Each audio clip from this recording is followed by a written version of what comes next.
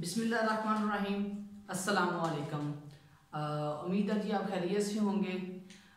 Second year की physics में से हमारा जो आर्टिकल चल रहा है वो है कैपेसिटर।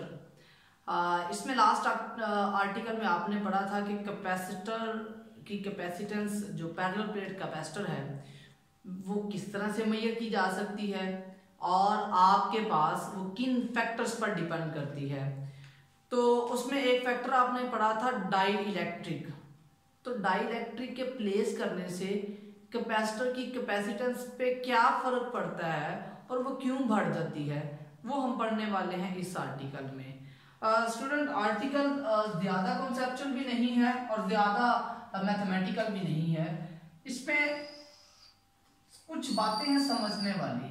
ये आपके पास एक पैरेलल प्लेट है जिसपे ऑपोजिट चार्ज है।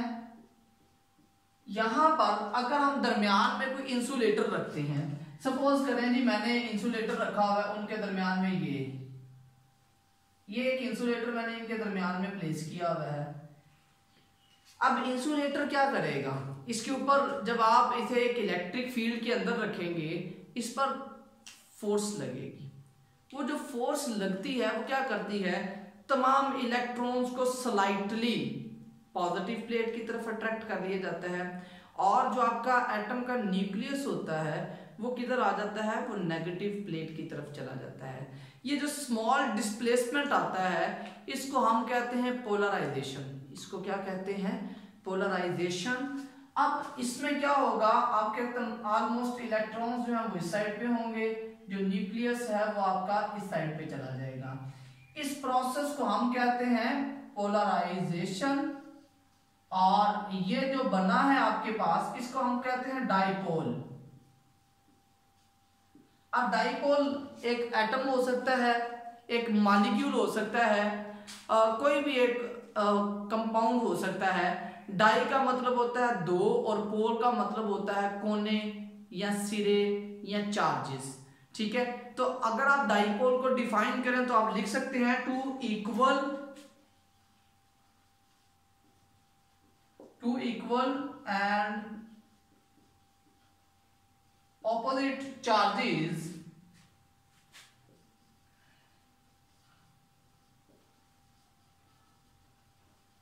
separated by distance, small distance d is called as dipole. तो आपके पास अगर दो चार्जेस हों और वो इक्वल इन मैग्नीट्यूड हो तो वो आप जब इलेक्ट्रिक फील्ड में रखते हैं तो उनमें जो स्लाइट डिस्प्लेसमेंट के बाद आपके पास जो शेप बनती है उस शेप को हम कहते हैं डाइपोल। अच्छा जी, डाइपोल बनने से आपके कैपेसिटेंस पे क्या फर्क पड़ता है अब हमने वो देखना है। अच्छा जी, होता क्या है, स्टेप्स में आप इस चीजों को याद रखेंगे। स्टेप नंबर 1 ये है कि जब आप डाइपोल अपने कैपेसिटर के दरमियान प्लेस करते हैं तो हमारी सरफेस चार्ज डेंसिटी जो होती है वो कम हो जाती है। पहला स्टेप क्या है जी, सरफेस चार्ज डेंसिटी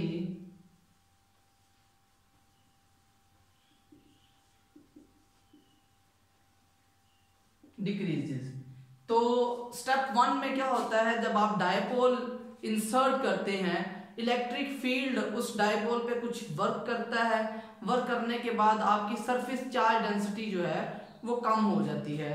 अब सरफेस चार्ज डेंसिटी जब कम होगी तो हमें पता है E is equal to the 1/ε0 times sigma. तो अगर आपकी सरफेस चार्ज डेंसिटी कम हुई है तो इलेक्ट्रिक पोटेंशियल और सिग्मा ये भी डायरेक्ट प्रोपोर्शनल है। तो स्टेप 1 से हमें क्या बात समझ आती है, हमें पता ये चलता है कि सरफेस चार्ज डेंसिटी के कम होने से आपकी इलेक्ट्रिक इंटेंसिटी भी कम होगी। अब सेकंड बात, स्टेप नंबर 2। स्टेप 2 हमें क्या कहता है जी, स्टेप 2 के मुताबिक आपको ये पता है कि electric intensity is equal to the potential per unit the displacement. और डिस्प्लेसमेंट नहीं कहेंगे, बार बार मैं एक ही गलती दोहरा रहा हूं।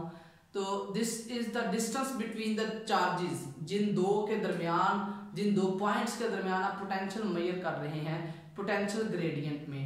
अगर यहां से देखा जाए तो ये तो कांस्टेंट फैक्टर है, दो पॉइंट्स के दरमियान डिस्टेंस, वो तो चेंज नहीं हो रहा। चेंज क्या होता है पोटेंशियल, E और V जो है वो भी डायरेक्टली रिलेशन में है।